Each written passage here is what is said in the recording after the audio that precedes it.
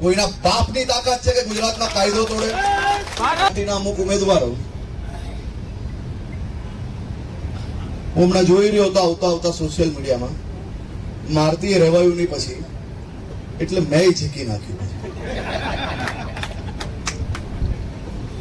એમાં એક બે ઉમેદવારોના વિડીયો મેં જોયા.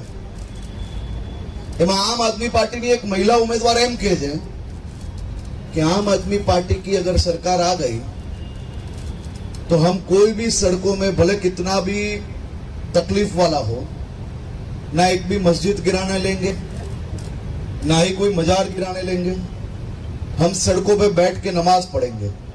શું આ કાયદો આપણા બાપનો છે ભાઈ?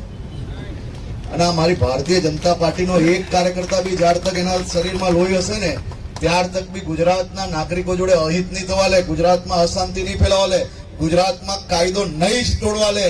કોઈના બાપની તાકાત છે કે ગુજરાતમાં કાયદો તોડે? ભારત માતા કી.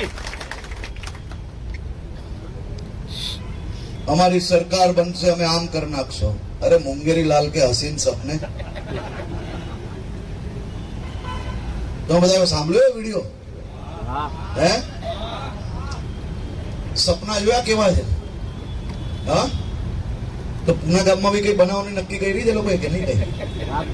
હે, દુકાનોના ભાગ પડ્યા, એટલી રેશમી કાર્ડ અમે હપ્તો લઈએ, એટલી આ છે માફિયાના ભાગ પડ્યા, બધા ભાગ પણ નહીં. 11 દુકાનો ભાગમાં લઈ. ના, પણ આજે 2-3 ઉમેદવારના મેં વિડીયો સાંભળ્યા, એમ કઈ પુના ગામમાં બી બનાવવાનું વિચારે છે કે શું આ લોકો? હા, જરા પૂછજો કે અમદાવાદના જે ઉમેદવારોનું આવે છે એવું કે તમે બી પ્લાનિંગ કર્યું છે મારા પુના ગામ વિસ્તારમાં કે શું? સીધા કરી નાખજો. બરાબર કરવા પડે કે ના કરવા પડે? તમે બધા જ લોકોએ જેને પોતપોતાનું ઘર પોતે બનાવ્યું હશે, બનાવ્યું જ કોઈએ? બધા પોતાના જ ઘરમાં રહો છો? તમારા ઘરમાં ક્યારેય ટ્યુબલાઇટ બલ્બ બગડ્યો જ નથી આજીવન? બગડ્યો છે કે નથી બગડ્યો? હા, ના, બધા પેલા ઝાડુ વાળા પંજા વાળાના ઘરમાં ક્યારેય ટ્યુબલાઇટ ને બલ્બ બગડ્યો નથી આજ તક. તમે વિચારો, કારણ કે સોનાના બલ્બ લગાડ્યા છે. હે, આપણા ઘરમાં ક્યારે નળ બગડે કે ના બગડે? હા, હે, આ લોકોને નથી બગડતા. બદલવા પડે.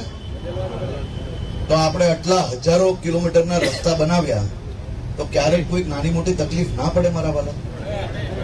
ક્યારેક કોઈક સ્ટ્રીટ લાઇટ ના બગડી શકે? ક્યારે